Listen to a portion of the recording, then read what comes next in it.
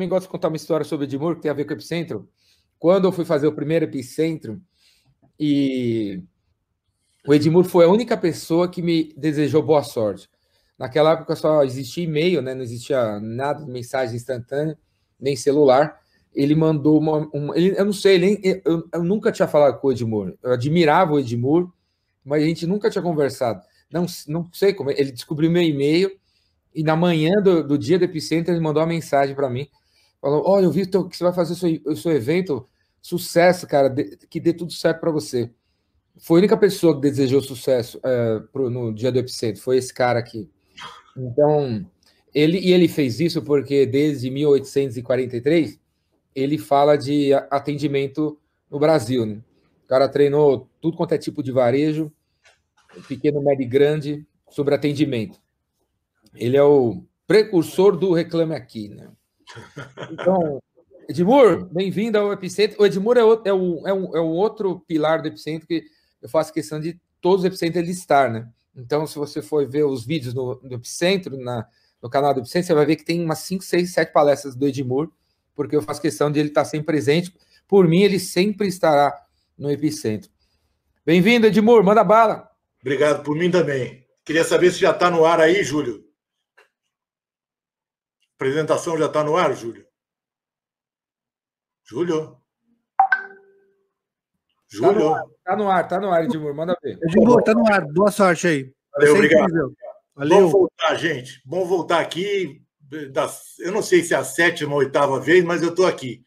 Eu sempre falo que estou junto com a Marta, que é minha mulher, o Jordão conhece ela está sempre nos Epicentros. É o único lugar onde eu dou palestra que a Marta fala assim, eu quero ir, é o Epicentro. E ela está lamentando muito não ter tido em Campos do Jordão, mas a gente está vendo aqui as palestras o dia inteiro hoje.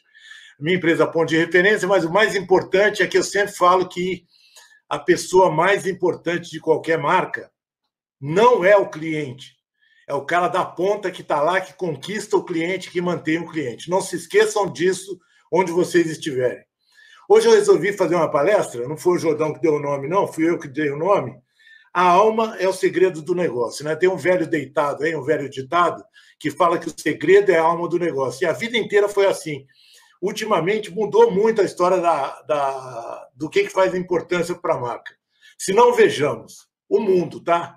Dá uma olhada no mundo preconizado antes da pandemia, exponencial. Todo mundo falou que o mundo ia ser exponencial. O que era o mundo antes e depois da pandemia? Todo mundo achou que o mundo depois da pandemia foi um mundo digital, mas não foi, cara. Foi um mundo humano. A humanidade cresceu muito nesse mundo aí. E aí, a era linear, que é uma era mais caretinha, a era pré-pandemia e pré-tudo, era isso aqui, ó, recurso limitado, hierarquia, competição, controle, repetição, propriedade, pesquisa, aposta. Perdão, teste, né? E aí, ó, dá uma olhada no que mudou. Dá uma olhada no que mudou tudo isso aqui, cara. Mudou tudo. De recurso limitado, nós estamos vendo o Epicentro hoje de graça. De hierarquia, foi para autonomia. De competição, foi para cooperação. De controle, foi para confiança. De repetição, foi para inovação. De propriedade, para acesso. De pesquisa, para teste. E aí, vamos fazer a aposta, que é o mais importante de tudo. Quem é que vive nesse mundo branco e nesse mundo vermelho que está aí? No mundo branco, sabe quem vive? Os caras que a gente chamava de subordinado. E no mundo vermelho, são caras que eu chamo de construtores, caras que trabalham em empresa ou são donos de empresa, mas que são construtores. E eu vim falar deles aqui, tá?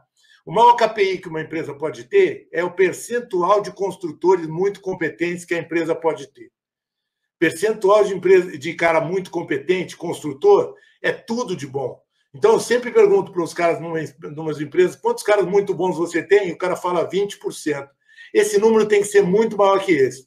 E eu quero contar para vocês como é que a gente faz isso. Primeira coisa que uma marca tem que ter, para ter gente muito boa trabalhando nela, tem que ter um propósito. Não vou falar mais de propósito, porque a galera já falou tanto de propósito aqui que já vai cansar se eu falar mais. Só que tem um detalhe, né? Se a marca não tiver um manifesto de propósito, ela não vai atrair gente muito boa. Não vai atrair. Agora, quem faz vir gente boa para a empresa, não é só a marca, é o líder. E esse líder, importante sobre ele é o seguinte, nesse aspecto de que ele tem que ter embaixo dele, ou do lado dele, ou acima dele, gente construtora, ele não pode só liderar, ele tem que liberar as pessoas. Quem é esse líder, então? A gente já falou disso ano passado, mas eu vou repetir aqui para ficar bem na cabeça de vocês. Tá? Primeira coisa sobre o novo líder. Ele adora gente, vírgula, mesmo com problema. Porque liderar é cuidar de gente, mas é cuidar dos problemas que as pessoas têm também. Quem acha que não é, está levando o cargo de líder muito levianamente. O líder, na maioria das vezes, é o cara que ouve se a pessoa está bem ou mal e vai lá ajudar essa pessoa. Eventualmente, ele não precisa fazer nada além de ouvir o cara, mas muitas vezes ele pode ajudar o cara redirecionando, trocando ideia, falando um pouco da experiência dele para fazer o cara que trabalha com ele se sentir melhor. Adora a gente mesmo com problema. Segunda coisa do líder. O que o líder usa para moldar a equipe que ele tem? É o exemplo. O exemplo do líder ativa a causa da marca e a cultura de atendimento que a marca tem. Se o líder for um bom exemplo, todo mundo vai agir daquela maneira e, cara, o vice-versa é que é duro, né? Porque se o líder é um mau exemplo, não há treinamento, não há coisa que faça as pessoas aderirem ao modelo da empresa, porque o líder deprecia muito o modelo da empresa. Então, contratem líderes que sejam bons exemplos, senão não vai dar certo. A terceira coisa que o líder faz, que é importante, é a benção. Eu sempre pergunto, para ter uma equipe maravilhosa, o que é mais importante? Se é treinar ou contratar? E eu vou dizer para vocês que, sem sombra de dúvida, é contratar. Porque se eu contratar uma pessoa que não tem as características que eu preciso, eu jamais vou conseguir treinar. Agora, mais importante do que contratar bem é você não perder tempo com quem não vale a pena. O líder bom sabe o momento de mandar o cara embora na hora que ele está atrapalhando. E quando o cara está atrapalhando, ele não atrapalha só o líder, ele atrapalha toda a equipe e todo o andamento das coisas na marca. Não pense que remuneração extremamente variável é saudável para conseguir que as pessoas trabalhem bem. As pessoas, na verdade, elas esperam que elas ganhem um valor que seja o valor de elas não pensarem em dinheiro, tá certo? Isso é uma coisa muito importante que tem na coisa de liderança. Dinheiro não motiva, mas falta de dinheiro desmotiva. Então, é importante você não dar aquele variável exagerado que o cara começa o mês zerado. Se ele começar o mês zerado, você pode ter certeza absoluta que, ao longo do tempo, ele pode fazer alguma besteira para conseguir o resultado que ele precisa. Líder bom, patrocina que todo mundo fale, ouve mais do que fala. Essa é a coisa menos normal de acontecer na liderança. Todo líder é treinado a ser falante. Até tem gente que confunde, acha que o líder bom é aquele que fala muito, que é um erro. Né? Basicamente, é um erro crasso, né? Porque muitas vezes o líder bom é aquele que para, ouve a galera discutir, às vezes ouve aquele pau entre a galera e, no fim da história, ele bate o martelo e fala, bom, acho que entre tudo que vocês falaram, a opção melhor é essa. Ele só fala isso, cara. Ele não precisa falar mais nada, porque todo mundo já equacionou o problema, já diluiu o problema e já resolveu o problema antes que ele abrisse a boca. Líder sábio ouve mais do que fala. E aí vem uma história importante para a gente conversar. Embora todo mundo ache que ambientes competitivos são interessantes, não é o líder que precisa gerar ambiente competitivo. As pessoas já são competitivas. O líder, ao contrário, ele tem que trabalhar para as pessoas se integrarem. É clássico, né? O dilema vendas matriz. Pô, se alguém fica fazendo competição entre vendas e matriz, nada vai dar certo. Matriz não ouve vendas, vendas não ouve matriz, e os caras não se integram, tá vendo? A palavra até é a mesma, né? Não se integram para fazer uma entrega boa do trabalho que tem que ser feito. Entenderam o líder, então? Adora gente mesmo com problema. O exemplo dele é que faz tudo acontecer. Ele sabe contratar e não perde tempo com quem não quer evoluir. E ele remunera sem variável exagerado. Patrocina que todo mundo fale e ouve mais do que fala. E trabalha para entregar. Integrar. Quem é o líder bom? É o cara bonzinho? Claro que não. O líder bom é um cara justo, mas ele é muito exigente. Quando o líder é justo, muito exigente, ele não deixa quem está num determinado nível ficar naquele nível. Ele sempre está puxando o cara para o nível superior. Sempre puxa para o nível superior. E quando o cara faz bem, ele não reluta, não. Ele reconhece, parabeniza e elogia. Ele não deixa de elogiar. Só que ele sempre puxa o cara para um nível acima do que aquele cara está. E outra coisa importante, esquece carreira. Ele pensa na vida. O líder prepara o cara para a vida, entendeu? A gente sabe que hoje em dia você não vai gastar muito tempo na mesma empresa. Então, líder bom pensa no cara para o resto da vida e não só para a carreira. Carreira limita muito os nossos caminhos. Carreira pensa no máximo na empresa que eu estou e na próxima empresa. E isso é pouco. Por último, o que o líder faz? Dá autonomia para quem merece fazer, errar e corrigir. Vocês sabem muito bem que nessas épocas onde o ágil está muito mais forte do que qualquer outro método de implantação de projeto, errar é parte do processo. E eu tenho que ser absolutamente liberal para que as pessoas tenham coragem de fazer o que tem que ser feito, errar e corrigir. Agora, o líder bom, como a gente falou lá atrás, não só lidera, ele libera as pessoas. Esse é o líder bacana.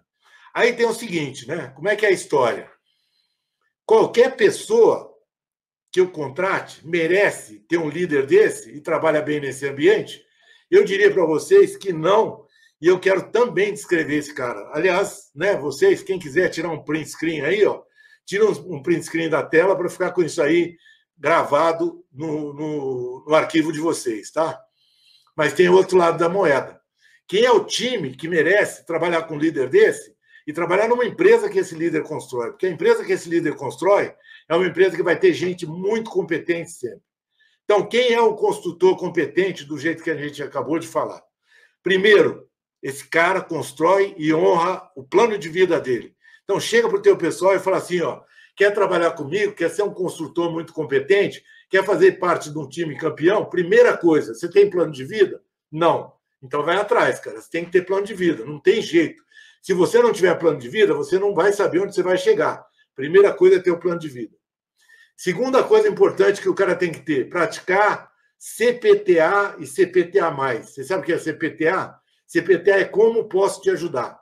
E CPTA+, é como posso te ajudar mais, proativamente. Ele chega para todo mundo que trabalha com ele, seja fornecedor, seja colega, seja a equipe dele, e fala, como posso te ajudar? E se a lei, se o mundo fosse como posso te ajudar, seria melhor do que é hoje. Teria menos briga e mais construção. Tem muito cara novo, ou cara velho, não interessa a idade, interessa a postura, que fica reclamando que ninguém confia nele. Pô, os caras não confiam em mim e tal. Eu não confio nesse cara e tal. Pô, por que você não merece confiança de todo mundo? Por que você não trabalha para merecer confiança? Por que você não fala a verdade? Por que você não está sempre perto? Por que você não está ajudando quando pode? Mereça a confiança de todos. Esse é um construtor, tá? Então, até agora, ele tem um plano de vida que ele segue e honra, ele tem prática de CPTA proativo o tempo todo e ele merece confiança de todo mundo.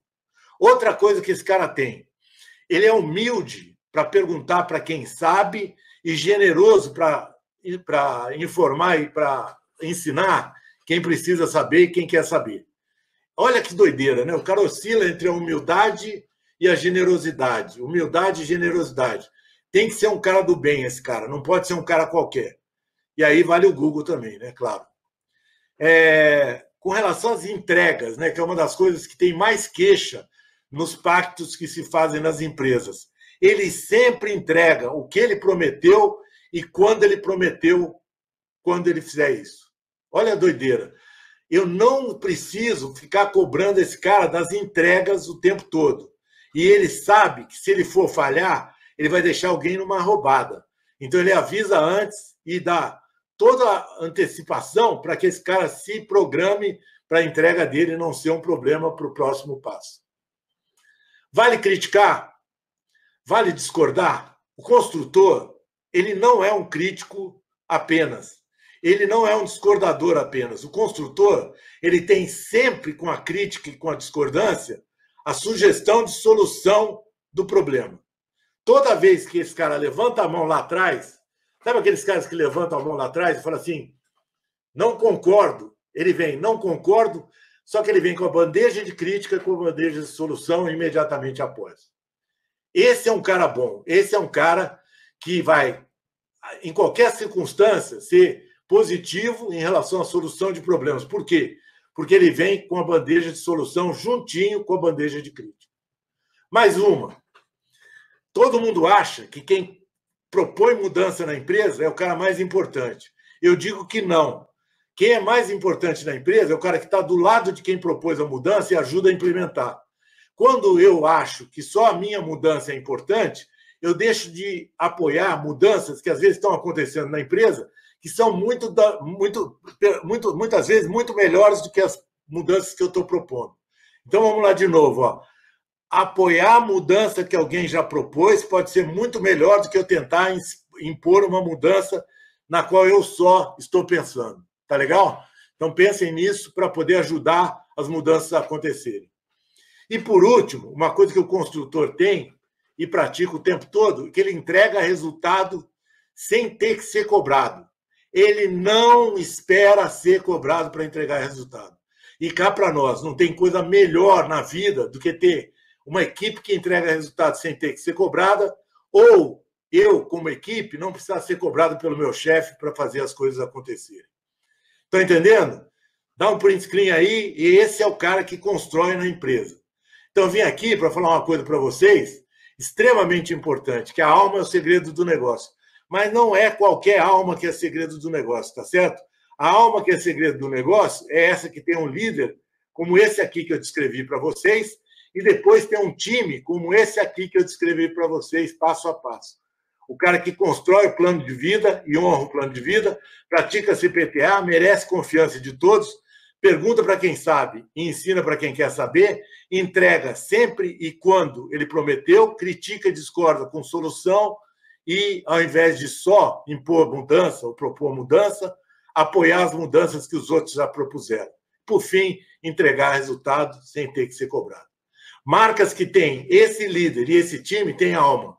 E essas almas que pertencem a essas empresas são as que fazem ou startup, ou incumbente, ou empresa de qualquer tamanho, ser muito mais ágil, ser muito mais competente e fazer muito mais inovação o tempo todo integrada. É isso que é importante. Era isso que eu tinha para dizer para vocês. No mais, nessa pandemia, eu só posso dizer mais duas coisas para vocês, muito sérias. Se cuidem e cuidem das pessoas que estiverem do lado de vocês. Muito obrigado. Grande Edmur!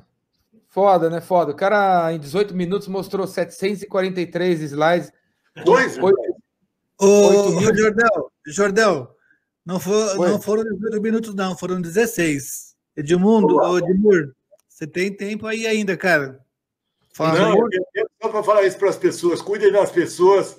Cara, cada vez mais gente é importante na tua organização, mas não é qualquer pessoa, não, tá? É essa que eu descrevi aí. Tem que ser gente competente e dedicada, porque cara marrento, que entra na tua organização para ficar cobrando antes que ele realize, não está bem, não. Vale para qualquer negócio e vale para dono de negócio também, que acha que o negócio dele é a melhor coisa do mundo. Empreendedor e cara do time tem que ter essa postura para tudo dar certo. E como que a gente identifica essa turma antes de botar uns mané para dentro? Não bota para dentro, não, Jordão. Tem que conviver antes, cara. Se você não conviver antes com o cara, você pode ter certeza absoluta que você vai errar. Você casou, não casou, Jordão? Eu casei. Casou? Você casou com entrevista e dinâmica de grupo, não? Não, teve um teste do sofá, mas não... Tem que ter, cara. Tem que ter. Ninguém deveria contratar gente. Se você não casa assim, botar um cara para dentro, que é quase um casamento, você não pode fazer assim também. Tem que conviver antes, cara. Se não conviver, meu Deus do céu, você vai errar. Porque em entrevista os caras, a galera mente, né? Você sabe que a galera mente. Não quero saber. A gente está sempre com pressa para contratar, né? Então, o cara passa na entrada, laça, né? Não, você vai se dar bem, em vendas, pode vir. Não, e a gente se apaixona pelo cara, né? A gente se apaixona pelo cara. Eu vi outro dia você falando um negócio que eu adorei, aquele cara do rap que está empurrando a bicicleta na subida, quase morrendo. Esse cara que você tem que contratar, né? Porque na convivência você já viu que ele rala, né? Então, pelo menos, eu vi isso de você outro dia, eu quase chorei de rir. Mas, na verdade, tem que conviver antes, Jordão. O máximo de experiência possível é muito importante. A CLT dá 3 meses para o cara ser mandado embora sem ônus, Porque esses 3 meses são regulamentares, cara. Se você não conviver pelo menos 3 meses com o cara, você não deveria botar ele para dentro definitivamente. Deveria manter ele em teste. Como conviver antes? Conviver antes, convivendo. Ou um cara que já é da tua empresa e você promove, ou então Meu pai respondeu a mesma coisa que você. O que ele falou? Convivendo. Convivendo, pô. Como convivendo? Show. Beijo pra tua mãe, tá? O cara é o John Maxwell brasileiro. O John Maxwell que é o Edmur americano. Pô. Obrigado. O John Maxwell é respeitável, né, cara? Isso aí não dá para... Os testes comportamentais não servem? Não, eles ajudam você a minimizar o erro. Tá certo? Mas o teste comportamental de per si pode trazer um cara que você não goste de conviver. Pode ser um cara que você não gosta de conviver. Então, o teste comportamental é uma referência importante, tá certo? Para você não cometer erros graves, mas não é suficiente. Quantos cartões amarelos a gente tem que dar para um cara antes de mandar embora? 1. Se for por caráter, 1. No máximo, 1, tá? Agora, se for por competência, se o cara tem tudo que você espera que ele tenha de caráter e está com problema de competência, eu acho que uns 3. Sabe, 3 cartões amarelos, tá bom. 1 porque você não ensinou bem, outro porque o cara não entendeu, e o terceiro porque vale a pena dar um reforço. Mas 3 vezes eu acho que é importante. Agora, estou falando de cara que não está atingindo e não está evoluindo, entendeu? Porque muitas vezes tem um cara que está no começo da carreira dele lá, e o importante não é se o cara está bem, é se ele está evoluindo, está numa curva de evolução. Eu adoro dar chance para quem está em curva de evolução acentuada, entendeu? O duro é quando o cara para. O cara que não vale a pena dar chance, aquele cara que parou, estancou e não quer sair daquilo ali. Aí eu dou 3 cartões, tá? Quando ele parou. Se o cara tiver acelerado, cara, deixa ele ir e só empurra o cara que vai dar certo.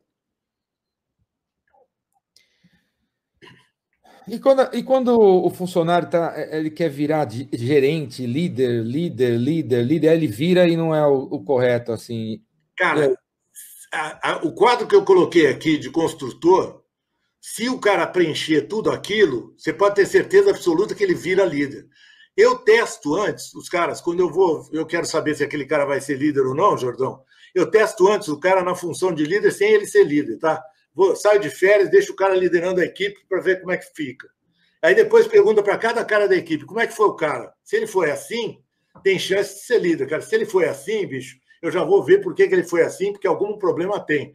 Agora, de novo, tá? Se você convive com um cara, você conviveu com ele e não percebeu que ele não pode ser líder, você tá maluco, tá? É aquela história de promover o melhor vendedor a gerente, cara. Não vai rolar. Se o cara é vendedor bom à beça, eu acho até errado você pegar o melhor vendedor e promover. Por quê? Porque eu quero ter todos os melhores vendedores.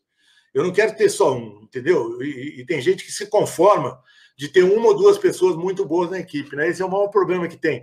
Tem um vendedor ponteiro, ele sozinho bate 150% da meta. Só que você não fecha a meta só com esse cara. Os outros têm que bater meta também. Então, tem que desenvolver competência na equipe inteira. Não pode ser só um cara. E quantos líderes a gente precisa, afinal? Sabe, às vezes dá a impressão que tem muito cacique e pouco índio, sabe? Precisa ter tanto líder assim? Será que não seria melhor todo mundo estar no mesmo nível? Ou quantos níveis tem que ter? Não, eu não gosto de pescoço de girafa. Né? Pescoço de girafa é aquela estrutura assim, e depois vem, né, comprida, e depois vem... Eu gosto de poucos níveis de liderança, cada grupo de time ter muita autonomia, tá certo? Se os caras tiverem muita autonomia, sabe o que vai acontecer? Você precisa de menos líder, né? Você vai ter mais gente que é conselheira. Não sei se vocês já leram Revolucionando as Organizações, que é um livro maravilhoso, que ele fala das organizações TEAL, que um dia vai ser abolido daqui esse nome também, tá? TEAL. TEAL é um propósito de organização que não tem holocracia plena, não, mas ela tem as equipes sendo muito, muito autônomas, trabalhando em grupo e quase como uma organização, toda feita de comunidades ao invés de equipes, né, de departamentos, é todo mundo comunidade, e é impressionante o quanto que as organizações desse jeito funcionam bem, Jordão. Tem muito menos nível hierárquico, tá certo? E muito menos líder também. O span of control do cara, ele não fica só com 5 caras na equipe, porque ele não tem que ficar fungando no cangote de ninguém. Ele tem 20 caras na equipe, ao invés de ter 5. E aí você diminui o número de líderes, que é um troço que faz a empresa andar muito mais rápido. O líder trava. Se ele não liberar, ele trava. Eu estava vendo uma pesquisa sobre retenção de funcionário no Google, que é uma das empresas que os moleques mais querem trabalhar. O Google retém as pessoas no máximo 3 anos. No máximo 3 anos. E aí eles chegaram à conclusão assim, já que só vão ficar 3 anos, a gente tem que treinar o mais rápido possível, capacitar o mais rápido possível, porque em 3 anos esses moleques saem, não adianta ter mesa de pebolim, Xbox e Coca-Cola e chips, eles vão embora. Eventualmente eles vão embora. O que faz eles ficarem é muito mais ter autonomia, propósito e melhorar na competência. Então, uma vez eu falei isso, cara, eu falei isso em frente àquele menino da reserva, o Rony Meiser, né, e o Pedro Salomão, e eles riram muito, né, mas eu tinha acabado de ler um artigo que falava assim, quer não ter gente infeliz na tua empresa? Eu fiquei pensando, né? Quero, claro que eu quero, né? Eu queria ter. Né? Então, manda embora todos os que estão infelizes, né?